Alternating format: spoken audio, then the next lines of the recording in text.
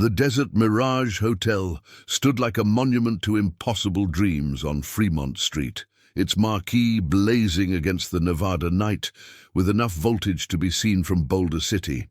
May was already showing its teeth in 1947, the kind of dry heat that made your lipstick melt and your stockings cling. But inside the showroom, the air conditioning hummed like a promise of luxury that most Americans were still getting used to after years of wartime rationing. Evelyn "Evie" Russo stood backstage, cigarette burning between her fingers, watching the stage manager check his clipboard for the third time. The man was nervous. Everyone was nervous when Vittorio Marino occupied his usual table, the one stage right where the spotlight caught his diamond cufflinks just so. Evie could hear the crowd beyond the velvet curtain, laughter mixing with the clink of glasses, the shuffle of cards from the nearby pit, that particular electricity that only happened in Las Vegas when money and sin collided under the banner of entertainment. 5 minutes, Miss Russo, the stage manager said, not meeting her eyes. Nobody met her eyes anymore. Not since word got around whose bed she shared. She crushed the cigarette under her heel, red satin pumps that cost more than her mother made in a month back in Newark, and checked her reflection in the mirror. The costume was all crystal beads and strategic feathers, designed to suggest everything while revealing just enough to keep the senses at bay. Her dark hair was pinned in perfect victory rolls, her lips painted the color of fresh blood. At 24, Evelyn Russo was the most photographed woman in Las Vegas, her face on postcards and promotional materials that promised magic in the desert. What those postcards didn't show were the bruises she'd learned to cover with pancake makeup, or the way her hands shook when she heard his footsteps in the hallway of their shared penthouse suite. The orchestra struck up her opening number, bewitched, bothered, and bewildered, and Evie walked into the spotlight with a smile that had been perfected through 1,000 performances. The crowd erupted. She moved through the choreography like water, every gesture practiced to the point of muscle memory, every wink and sway calibrated for maximum effect. But her eyes found Vittorio Marino in his seat, scotch in hand, watching her with the proprietorial satisfaction of a man who owned beautiful things. He was 47, silver threading through his slicked-back hair, his suit impeccably tailored to hide the beginning of a paunch. Handsome in the way powerful men often were, not from actual features, but from the confidence that came with controlling territories and people. Vittorio Marino had arrived in Las Vegas in 1943, when the city was still more dust than dreams, and he'd planted his flag like a conquistador. The Desert Mirage, the Silver Slipper, the Lucky Strike Casino, all of them answered to him in one way or another. He'd brought his crew from New York, men with dead eyes and ready trigger fingers, and they'd carved out an empire while the rest of America was busy winning a war. Evie had met him 2 years ago, when she was just another chorus girl trying to make rent. He'd sent champagne to her dressing room, then flowers, then an invitation to dinner that wasn't really an invitation at all. By the time she understood what she was agreeing to, the cage door had already closed. The number ended to thunderous applause. Evie took her bows, blew kisses to the crowd, and walked backstage, where the illusion ended and the reality began. Her dressing room was on the 3rd floor, up a service stairway the guests never saw. She locked the door behind her and let the smile drop from her face like a discarded mask. There was a knock, soft, tentative. "Evie? It's me." She opened the door to find Lorraine, one of the other showgirls, standing in the hallway with worry creasing her forehead. Lorraine was from Detroit, blonde and blue-eyed in that way that made casting directors immediately put her in the background. She'd been Evie's roommate before Vittorio, back when they shared a 1-bedroom walk-up that smelled like cigarettes and had a bathtub in the kitchen. "You okay?" Lorraine asked, slipping inside and closing the door. "Why wouldn't I be?" Evie started removing her costume, hanging the expensive beadwork carefully on its padded hanger. "Because you had that look. The one you get when—" Lorraine stopped, choosing her words carefully. "When he's out there watching." Evie didn't answer, just stepped behind the dressing screen to change into her street clothes, a green day dress that would be too hot for the walk home, but was what Vittorio preferred. She could feel Lorraine's eyes on her, could sense the question her friend wanted to ask, but never did. "Have you heard from your sister?" 3 weeks. 21 days since Catherine Russo had vanished from the apartment she shared with 2 other girls, leaving behind an unmade bed and a closet full of clothes. 3 weeks since Evie had last heard her sister's laugh, bright and reckless in the way only a 19-year-old's could be. The police had taken a report and done exactly nothing. Girls disappeared in Las Vegas all the time, drawn by the lights, chewed up by the machinery, spat out into the desert to be forgotten. But Catherine wasn't just any girl. She was Evie's responsibility, the baby sister who'd followed her west against their mother's wishes, who believed Las Vegas was where dreams came true because that's what the magazines said.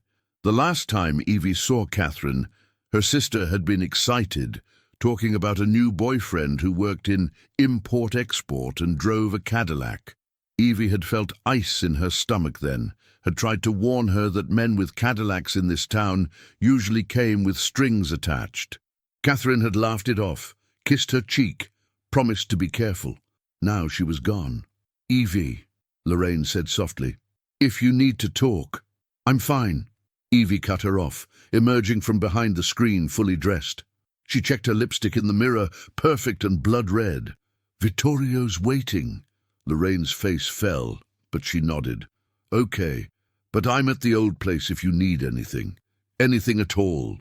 After Lorraine left, Evie sat at her vanity and opened the bottom drawer, the one that didn't lock.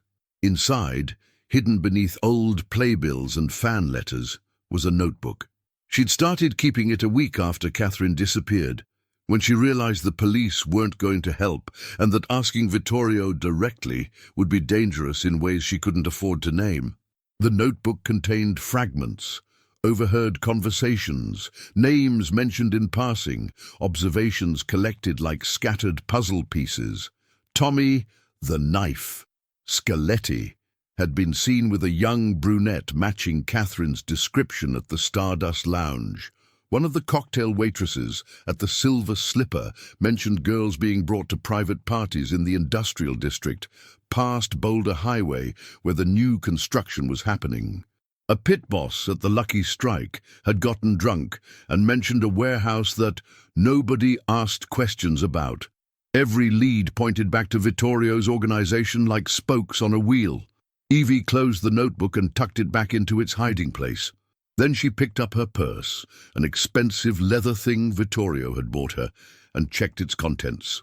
Lipstick, compact, cigarettes, lighter.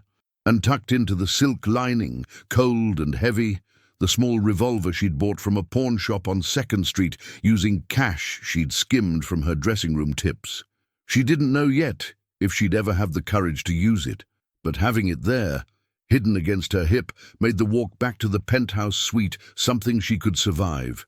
The Desert Mirage penthouse occupied the entire top floor, accessed by a private elevator that required a key. Evie used hers and listened to the machinery pull her upward, away from the casino floor where the real money changed hands, away from the showrooms and bars where illusions were sold by the hour. Up here, in Vittorio Marino's private kingdom, the pretense ended. The elevator doors opened directly into the suite. Black and white marble floors, Art Deco furniture that had been shipped from New York, windows overlooking Fremont Street, where the neon signs painted everything in shades of red and gold. Vittorio sat on the leather sofa, his jacket off, tie loosened, a glass of scotch in his hand. Behind him, standing like statues, were 2 of his men, Angelo and Sal, enforcers who went everywhere Vittorio went, their presence a constant reminder of the violence that underpinned everything. "Bellissima," Vittorio said, smiling as Evie entered. "You were magnificent tonight. The crowd loved you." "Thank you," Evie said, setting her purse on the side table with careful casualness. She'd learned to move around him the way you might move around a sleeping predator, slowly, predictably, nothing sudden enough to trigger his attention. "Come." Sit with me. I want to talk about the benefit show next week. I'm thinking we expand your number. Maybe add 4 more girls. Make it a real spectacle." Vittorio patted the cushion beside him, a gesture that was warm and proprietary at once. Evie sat, feeling the weight of Angelo and Sal's eyes on her back. They never left when she was here. Privacy was another thing Vittorio had taken from her, along with her freedom and her last name. The gossip columns called them Mr. and Mrs., though they'd never married. Marriage would have required consent. "Vittorio," she began carefully, "I wanted to ask you something." His eyes sharpened. "Yes? My sister Catherine. It's been 3 weeks since—" "I told you," Vittorio interrupted, his voice pleasant but with steel underneath. "These things take time. Girls her age, they get distracted, they run off with some soldier passing through. She'll turn up when she's ready. But her apartment, her clothes—" "Evie." He set down his scotch and turned to face her fully, his hand finding her knee and squeezing just hard enough to hurt.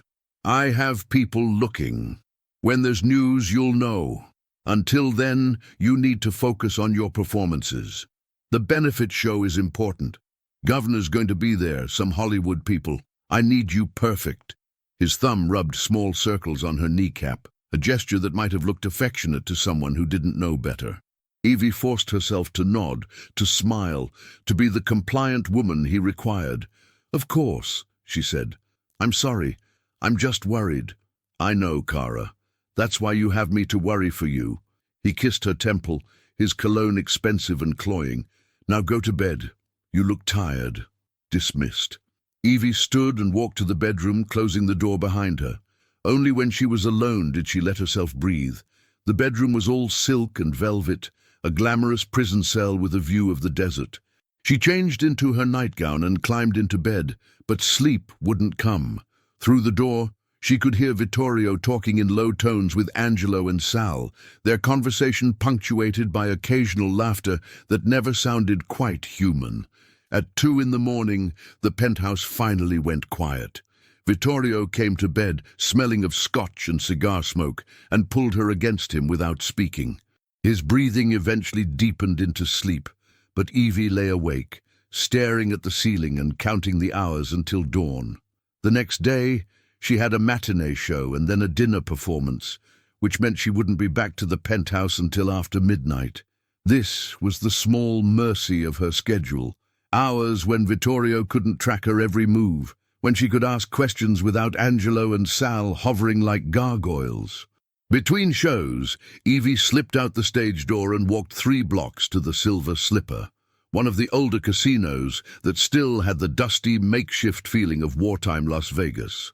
The bartender was a man named Frank, 60 years old with a face like worn leather and a memory that extended back to when Fremont Street was still dirt. "Miss Russo," he said, surprised to see her, "what brings you to this part of town?" "I'm looking for information, Frank, about my sister." His face closed like a shuttered window. "I don't know nothing about that." Evie leaned against the bar, her voice low. "I know Vittorio's men come here. I know Tommy Scaletti drinks here on Thursdays. I'm not asking you to betray anyone, Frank. I'm just asking if you've seen a young girl, brunette, 19 years old, might have been with one of them." Frank polished a glass that was already clean, his eyes darting toward the back room where card games ran 24 hours a day. "You should ask your man," he finally said. "I did. He says he doesn't know." "Then maybe you should believe him." "Frank, look, Miss Russo." Frank set down the glass and leaned close, his voice barely above a whisper. "There are things in this town that it's healthier not to know about. You understand? Places where girls like your sister go, and sometimes they don't come back. And the men who run those places, they don't like questions." "What places?" Evie pressed, her heart hammering. Frank shook his head. "I can't. I got a family. I say the wrong thing to the wrong person, I end up in a ditch past Henderson. I'm sorry about your sister. I really am. But I can't help you." He walked away, leaving Evie standing at the bar with empty hands and a growing certainty that Catherine hadn't just run off with some soldier. Something had happened to her, something that people were too frightened to discuss, even in whispers. She spent the next week gathering fragments. A cigarette girl at the Lucky Strike mentioned seeing Catherine at an after-hours party in late April, the kind of party where invitation only meant mob-connected and the entertainment involved more than dancing.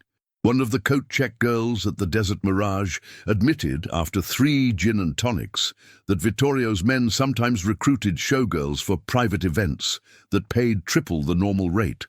Parties held in warehouses on the edge of town, where out-of-town high rollers could indulge in entertainments that even Las Vegas wouldn't permit in public.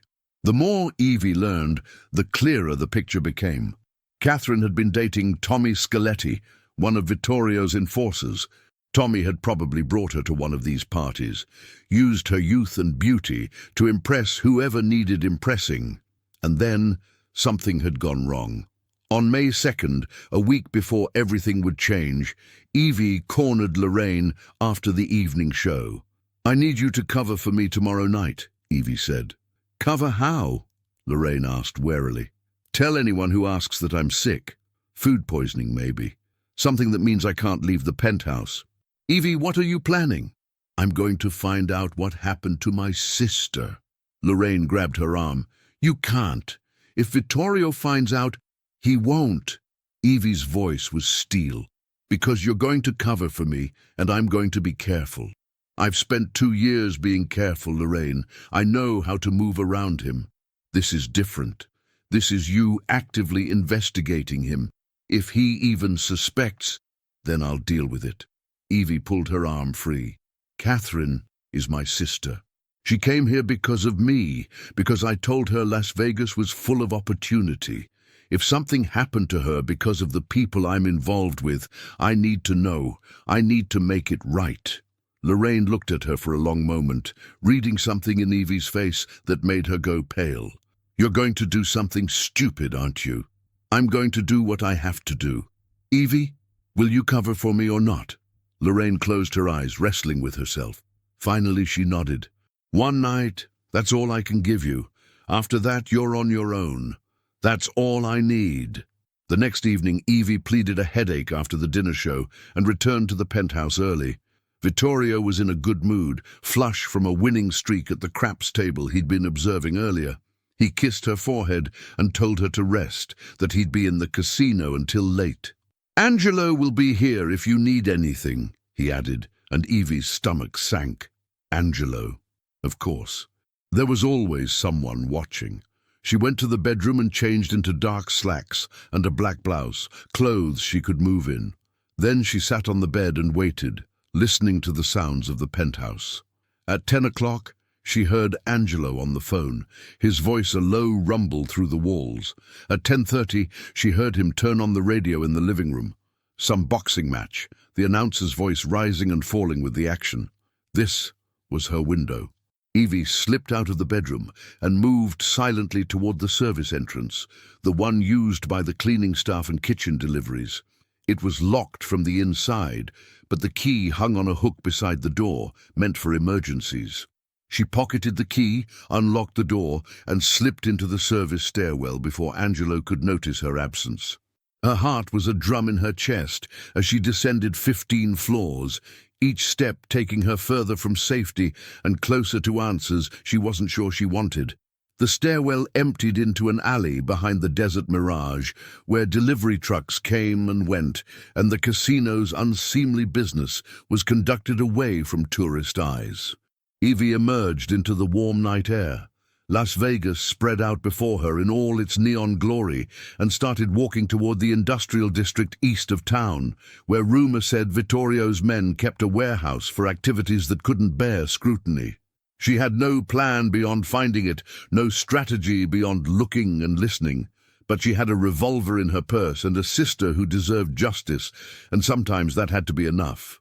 The warehouse sat on a dirt lot past Boulder Highway, surrounded by desert scrub and the skeletal frames of half-built structures that optimistic developers swore would become neighborhoods someday.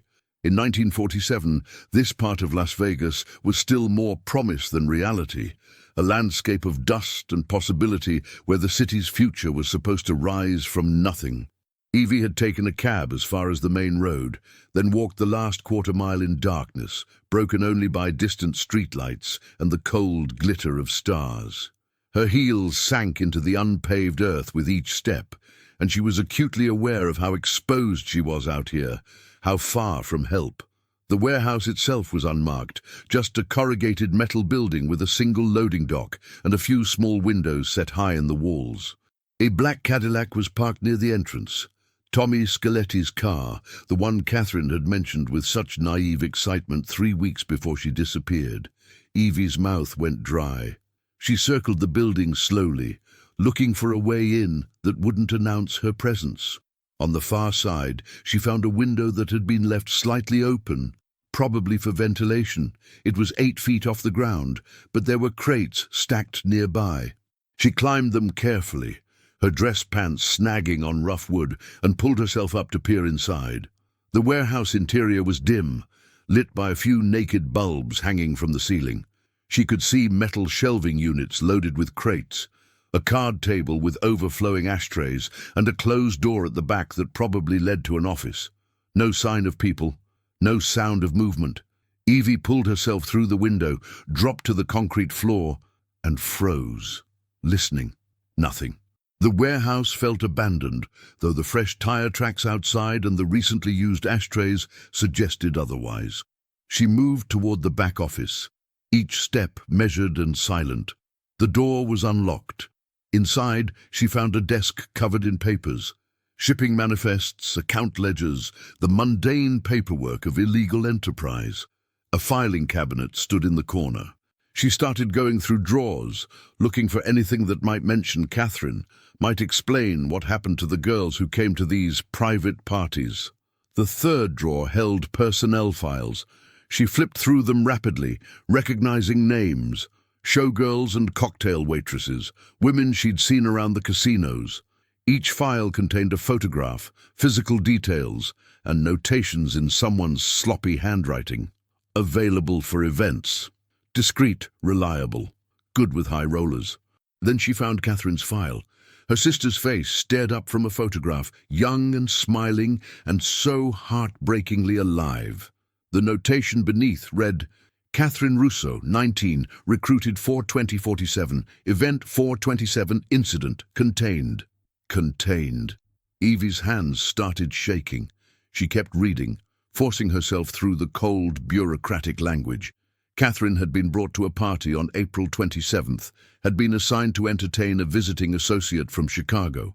There had been an incident. The file didn't specify what kind, but the word alone made Evie's stomach turn. And then, disposal arranged, T.S. confirmed. T.S. Tommy Scoletti. The world narrowed to a point of perfect crystalline rage. Her baby sister, who dreamed of stardom and adventure, reduced to a file notation about disposal and containment. Murdered, almost certainly, because she'd been in the wrong place with the wrong people and had probably seen or heard something that made her a liability. Evie pulled the file from the drawer and tucked it into her purse next to the revolver. Evidence. Proof. Not that it would matter to the Las Vegas police, who took their orders from men like Vittorio Marino and looked the other way when convenient. But it mattered to her. She was turning to leave when she heard voices outside, men approaching the warehouse, their laughter carrying across the empty lot. Evie's heart jumped into her throat. She quickly closed the filing cabinet and looked around the office for a hiding place. There was a coat closet barely large enough for cleaning supplies. She squeezed inside and pulled the door almost closed, leaving just a crack to see through. The warehouse door banged open. 2 men entered, and Evie recognized them both. Tommy Scoletti and Sal Bianchi, one of Vittorio's bodyguards. They were laughing about something, Tommy mimicking someone's reaction to a beating they'd delivered earlier that evening. "Boss wants us to move the product tomorrow," Sal was saying. "Shipments coming in from California, needs to be distributed before the weekend." Yeah, Tommy replied. "I got it handled. You worry too much, Sal." They moved past the office toward the back of the warehouse, their voices fading. Evie waited, barely breathing, until she was certain they were occupied with whatever business had brought them here. Then she slipped out of the closet and moved toward the window she'd come through. She was halfway there when Tommy emerged from the back room, walking directly toward the office. Their eyes met. For a frozen moment, neither moved. Then Tommy's hand went to his jacket, reaching for the gun he kept there, and Evie ran. "Hey!" Tommy's shout echoed through the warehouse. "Stop her!" Evie reached the window and jumped, grabbing the sill and hauling herself up with strength born from pure terror. Behind her, she heard footsteps pounding across concrete, Sal's deeper voice joining Tommy's in pursuit. She tumbled through the window and hit the ground outside, her ankle twisting as she landed. Pain shot up her leg, but she forced herself to run, limping across the dark lot toward the distant lights of Boulder Highway. Behind her, she heard Tommy and Sal emerge from the warehouse, heard Tommy shouting orders to get the car. She'd never make it. They had a Cadillac, and she had a twisted ankle and 3/4 of a mile of empty desert between her and potential witnesses. But she ran anyway, because stopping meant death, meant joining Catherine in whatever unmarked hole they'd thrown her into. Her breath came in ragged gasps, her ankles screaming with each step, and the sound of the Cadillac's engine roared to life behind her. Then headlights swept across the lot, not from behind her, but from ahead. A taxi, miraculously appearing on Boulder Highway, probably looking for the new housing development that was supposed to be around here. Evie waved her arms frantically, stumbling into the road, and the cab screeched to a halt. "Lady, you okay?" the driver asked through his window. "Please," Evie gasped. "I need to get out of here. Now." The driver must have seen something in her face, or maybe heard the Cadillac approaching, because he nodded sharply and said, "Get in." Evie threw herself into the back seat, and the cab peeled out, leaving Tommy and Sal in their rearview mirror. Through the back window, she saw them standing beside their Cadillac, Tommy's face twisted with fury, Sal talking rapidly into a portable radio. They'd call Vittorio. Within minutes, he'd know she'd been at the warehouse, know she'd found the files, know she'd seen evidence of what happened to Catherine. "Where to?" the cab driver asked. Evie's mind raced. She couldn't go back to the desert mirage. Vittorio's men would be waiting. She couldn't go to Lorraine's apartment. That would be the first place they'd look. The police wouldn't help her, not against Vittorio Marino. She was alone, injured, in possession of evidence that proved her sister's murder, with nowhere to run in a city that belonged to the men who'd killed her. "The Desert Mirage Hotel," she heard herself say. The driver looked at her in the mirror. "You sure, lady?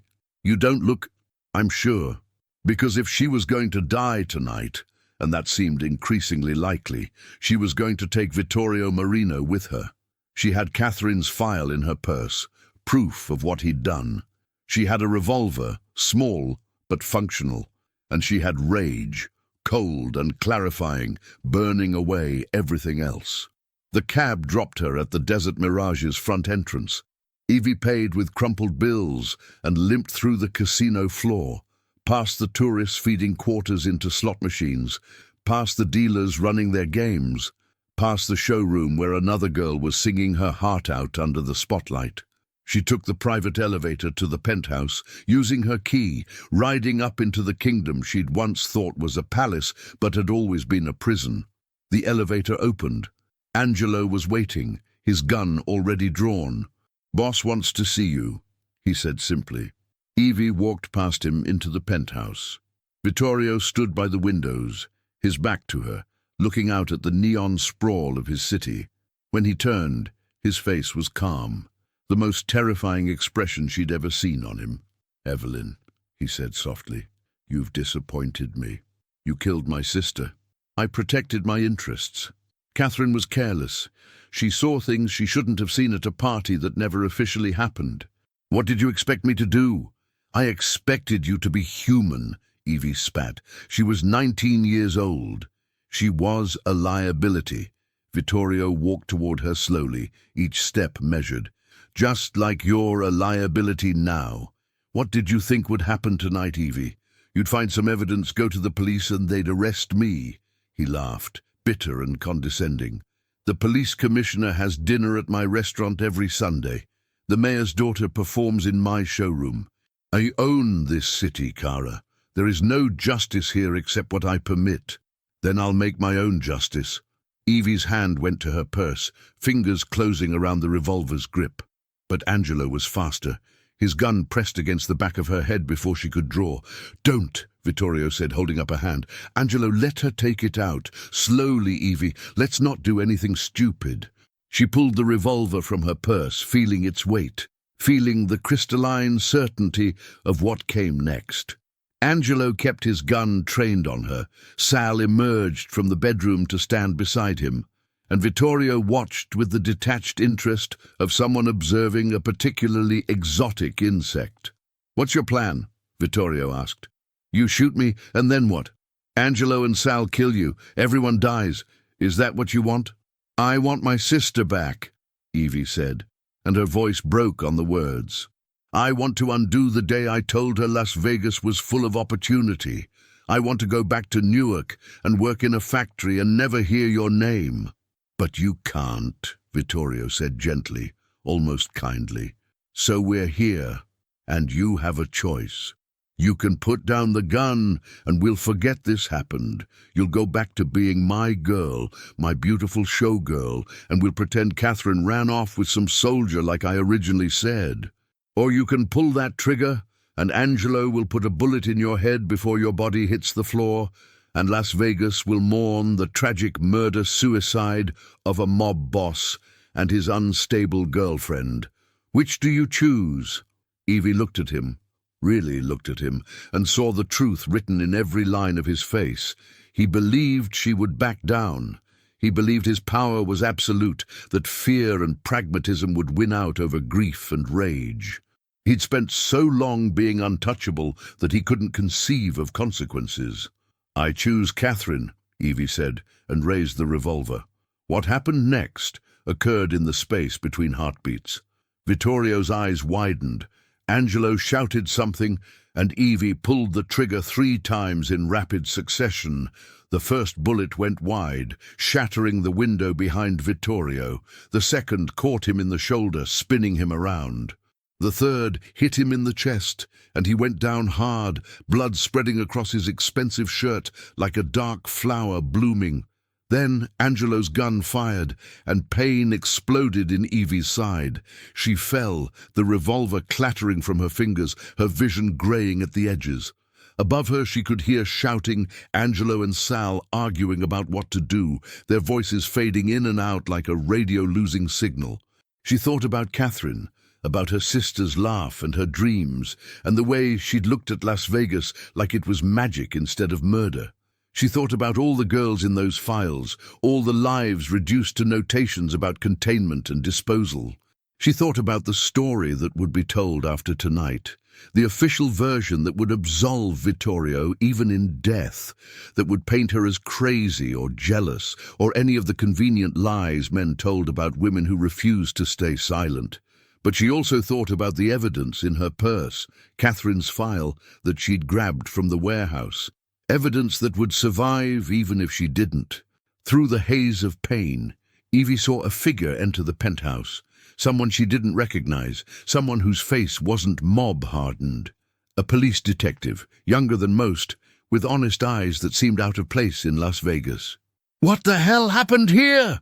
the detective demanded, and Evie, using the last of her strength, said, "Check my purse, the file. Everything's in the file." Then the darkness took her, and she let it. Evie woke up in a hospital bed 3 days later, handcuffed to the railing and under police guard.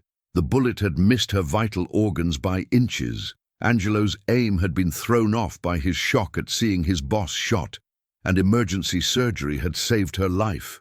She'd lost a lot of blood and would need weeks to recover, but she was alive in a way Vittorio Marino wasn't. The detective who'd arrived at the penthouse was named Frank Morrison, and he was everything his colleagues in the Las Vegas Police Department weren't. Honest, principled, and deeply unsettled by what he'd found in Evie's purse. Catherine's file had survived the shooting intact, and Morrison had taken it directly to the district attorney before anyone could bury it. "You shot a man," Morrison told her during their first interview, standing beside her hospital bed with a notepad in hand. Multiple times. Premeditated murder, Miss Russo. That's what the evidence shows. He killed my sister, Evie replied, her voice hoarse from the breathing tube they'd removed that morning. And probably dozens of other girls. That file I found. I've seen the file. I've also seen the files we found when we raided the warehouse on Boulder Highway. You're right about what was happening there. Private parties for high rollers, girls brought in from the showrooms, some of whom never left. Morrison's jaw tightened. It's despicable, but it doesn't change what you did. He was going to kill me. He said so himself. Angelo Ricci and Sal Bianchi say differently. They claim you came home from your show, argued with Mr. Marino, and shot him in a fit of jealous rage. They say he never threatened you, that you were the aggressor. They're lying. Evie struggled to sit up, pain flaring through her side. They work for him. They covered up Catherine's murder. I know, Morrison interrupted quietly. I know they're lying, Miss Russo, but proving it is another matter entirely. This is Las Vegas. Vittorio Marino owned half this city, and the other half was too scared of him to talk. Now he's dead, and there's a power vacuum, and everyone's scrambling to protect themselves. Getting anyone to testify on your behalf will be next to impossible. So I'll hang for killing a monster while his men walk free? Morrison looked at her for a long moment, something shifting in his expression. Not if I can help it. But you need to understand what you're up against. The district attorney wants this case closed quickly and quietly. The last thing Las Vegas needs is a sensational trial that exposes how deep the mob's roots go in this city. They'd prefer you take a plea deal, manslaughter, maybe 10 years with parole. No, Evie said flatly. I'm not pleading guilty to a crime I had every right to commit. He murdered my sister. He threatened to kill me. I defended myself. With a gun you brought to his penthouse after breaking into his warehouse. The prosecution will argue premeditation. Then let them argue. I want a trial, Detective Morrison. I want every detail of what Vittorio Marino did read into public record. I want the newspapers to write about those files, about the girls who disappeared, about the rot underneath this city's pretty lights. If I'm going down, I'm taking his reputation with me. Morrison studied her face, reading the steel in her eyes, and slowly nodded. All right, then we'd better build you the best defense we can. The trial began 6 weeks later, in early July, when the desert heat made Las Vegas feel like standing on the surface of the sun. The courthouse was packed. Journalists from as far as New York and Los Angeles, curious tourists who wanted to see the infamous showgirl who'd shot a mob boss, and locals who were split down the middle on whether Evie was a murderer or a hero. The prosecution was led by District Attorney Harold Wilcox, a man in his 50s with political ambitions and a carefully cultivated friendship with every powerful person in Nevada. His opening statement painted Evie as a calculating gold digger who'd latched onto Vittorio Marino for his money and connections, then killed him in a jealous rage when she suspected him of infidelity. Ladies and gentlemen of the jury, Wilcox said, pacing before them with practiced gravitas, the defense will try to paint Vittorio Marino as a villain, a criminal, a man who deserved death, but we are not here to try Mr. Marino. He is the victim in this case, shot 3 times while in his own home by a woman he loved and supported. The defendant, Evelyn Russo, did not act in self-defense. She brought a loaded weapon to his penthouse after a confrontation earlier that evening. She waited until he was vulnerable and she executed him. This is not justice. This is murder, plain and simple. Evie's defense attorney was a woman named Sarah Chen, one of the few female lawyers practicing in Nevada who'd taken the case for reasons she'd never fully explained, but that Evie suspected had something to do with Chen's own history in a city that didn't value women's lives. Chen's opening statement was quieter, but no less powerful. The prosecution wants you to believe this is a simple case of jealousy and violence, Chen began, but the truth is far more complex. Evelyn Russo came to Las Vegas with dreams, as so many young women do. She found success as a performer, but she also found herself trapped in a relationship with a dangerous man who controlled every aspect of her life. When her 19-year-old sister disappeared, Miss Russo did what any loving sibling would do. She looked for answers. What she discovered was a criminal enterprise that trafficked young women for entertainment, that disposed of those women when they became inconvenient. She found evidence that her sister had been murdered on Vittorio Marino's orders, and when she confronted him with this evidence, he threatened her life. What happened in that penthouse was not murder. It was survival. The trial lasted 3 weeks, and every day brought new revelations that made the national newspapers. Detective Morrison testified about the files found at the warehouse, reading excerpts that described in clinical detail how young women were recruited, used, and disposed of when necessary. Medical examiners testified about 3 bodies that had been recovered from shallow graves in the desert outside Las Vegas, bodies that matched descriptions of missing showgirls from the past 2 years. Lorraine took the stand and described Evie's relationship with Vittorio in heartbreaking detail. She was terrified of him, Lorraine testified, her voice shaking. She covered bruises with makeup. She lost weight because stress made it impossible to eat. When her sister disappeared, Evie was devastated. But she couldn't openly look for Catherine because Vittorio controlled where she went and who she talked to.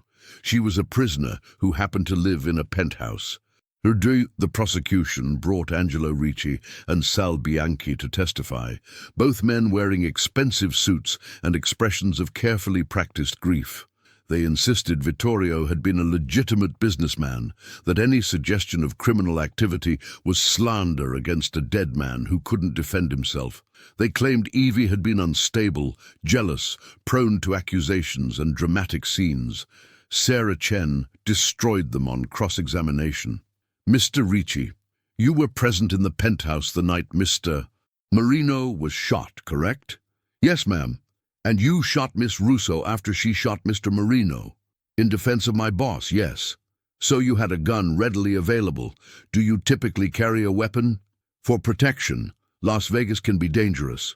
Dangerous because of men like you? Chen's voice was sharp. Mr. Ricci, you have 3 arrests on your record for assault. You've been questioned in connection with 2 murders, though charges were never filed. Is it fair to say that you're a violent man? Objection! Wilcox half rose from his seat. Relevance? I'm establishing the character of the witness, Your Honor. He's testified that Miss Russo was the aggressor, but his own history suggests he's quite comfortable with violence. Overruled. The witness will answer. Angelo shifted in his seat, uncomfortable for the first time. I've done what I needed to do to survive. And what about Catherine Russo? Did she survive, Mr. Ricci? Silence fell over the courtroom. Angelo's face hardened. I don't know anything about that girl. You don't? Because phone records show you called the warehouse on Boulder Highway 7 times in the week before Catherine disappeared. You were seen at the Silver Slipper with Tommy Scaletti, who was dating Catherine. You had opportunity and motive to be involved in whatever happened to her. I want my lawyer, Angelo said suddenly. You have the right to remain silent, Mr. Ricci. But your silence speaks volumes. The testimony that changed everything came from an unexpected source, a woman named Marie Delacroix, a former showgirl who'd left Las Vegas 2 years earlier and had been living in San Francisco. Detective Morrison had tracked her down after finding her name in the warehouse files, and she'd agreed to testify despite obvious fear.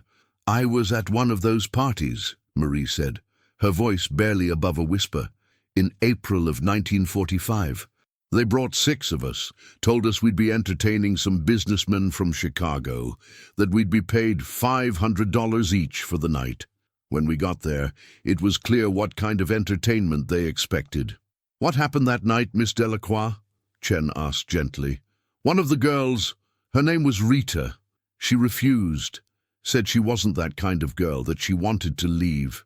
The men laughed at her, and then Tommy Scaletti took her into a back room, and we heard her screaming. When he came back out, He told us Rita had changed her mind about leaving, but we all knew what he meant.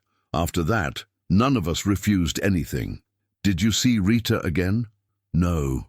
They said she'd gone back to Oklahoma, but I didn't believe it. You could see it in their faces. She was gone. Really gone. Why didn't you go to the police? Marie's laugh was bitter. Because I wanted to live. Because I knew the police wouldn't do anything. And if I talked, I'd end up like Rita. So I left Las Vegas, changed my name, and tried to forget. But when I heard about Miss Russo, about what she did, I realized I couldn't stay silent anymore. Too many girls have disappeared. Too many families have been lied to. Someone had to tell the truth. Marie's testimony was corroborated by 2 other former showgirls who came forward after reading about the trial in the newspapers. Each told similar stories of coercion, violence, and girls who vanished. Each described a system where Vittorio Marino's men controlled the showrooms and casinos, where saying no meant risking your life, where the police looked the other way because the mob's money was too valuable to the city's growth. By the 3rd week, the trial had become less about whether Evie had killed Vittorio Marino. That was never in dispute, and more about whether she'd been justified. The prosecution maintained that no matter what crimes Marino might have committed, Evie had no right to execute him. The defense argued that the system had failed her, that the police wouldn't have protected her, that she'd been forced to take action to save her own life. The jury deliberated for 2 days. When they returned, the courtroom was so silent you could hear the air conditioning hum. The foreman stood, a middle-aged man who managed a grocery store on the east side of town, and read the verdict with a voice that shook slightly. On the charge of first-degree murder, we find the defendant not guilty. The courtroom erupted. Journalists rushed for the doors to call their editors. Spectators shouted support or outrage depending on their sympathies. The judge banged his gavel repeatedly, calling for order, while Evie sat frozen in her seat, not quite believing what she'd heard. Not guilty. Sarah Chen gripped her hand, tears streaming down her face. You did it, she whispered. You beat them. But as Evie looked around the courtroom, at the angry faces of Vittorio's associates, at the nervous expressions of city officials who'd been called to testify about their relationships with the mob, she realized she hadn't just beaten a murder charge. She'd torn open the facade of Las Vegas innocence, exposed the machinery underneath the glamour, forced America to confront what it had been willing to ignore in pursuit of entertainment and profit. The judge dismissed the jury and turned to Evie. Miss Russo, you're free to go. The court recognizes that while your actions were extreme, they were taken under duress and in response to a credible threat to your life. This city failed you and your sister. I hope we can do better in the future. Outside the courthouse, Evie faced a wall of reporters, flashbulbs popping like small explosions. They shouted questions. How did she feel? What would she do now? Did she have regrets? Was she worried about revenge from Marino's associates? She stood on the courthouse steps in the brutal July heat, wearing a simple blue dress that Sarah Chen had bought for her, and spoke clearly into the forest of microphones. My sister, Catherine Russo, was 19 years old when she was murdered. She came to Las Vegas believing it was a city of opportunity, a place where dreams came true. Instead, she found a nightmare disguised as glitter.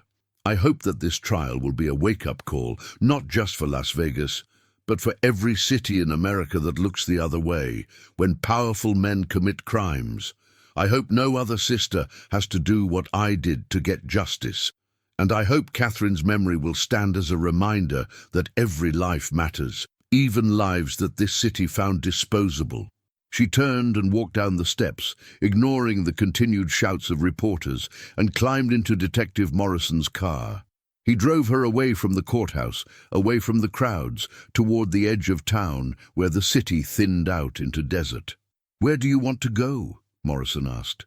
"I can drive you to the bus station, the train depot, wherever you need." "I don't know," Evie admitted. "I can't go back to performing, not here, and I don't have anything left in Newark. Catherine was my only family. You could stay, Be a witness. Help us prosecute Angelo and Sal and the others. We've opened investigations into a dozen missing persons cases based on those files you found." Evie looked out the window at Las Vegas. The casinos already preparing for the evening rush, the hotels promising luxury and excitement, the neon signs flickering to life as the sun began its descent toward the horizon.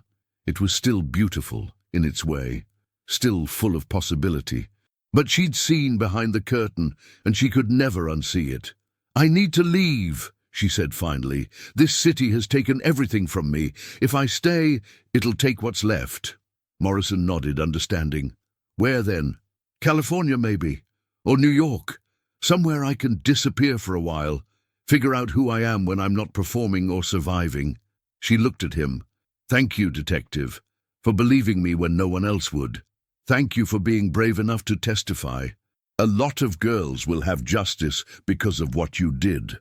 3 hours later, Ivy boarded a westbound train with a single suitcase containing everything she owned. As the train pulled out of the station, she watched Las Vegas recede in the distance, its lights already beginning to glow in the gathering dusk. She thought about Catherine, not the way she'd died, but the way she'd lived. Her laugh, her optimism, her absolute certainty that good things were possible if you just believed hard enough. Catherine had been wrong about Las Vegas, but she'd been right about hope. Even in the darkest places, even when every system conspired to silence you, hope could survive if you held onto it tightly enough. The trial had made Evie famous in a way her performing never had. The newspapers called her the Showgirl who shot a Don, a nickname that would follow her forever. Some praised her courage, others condemned her violence. In the end, she'd decided both things could be true. She was neither hero nor villain, just a woman who'd made an impossible choice when every other option had been taken from her.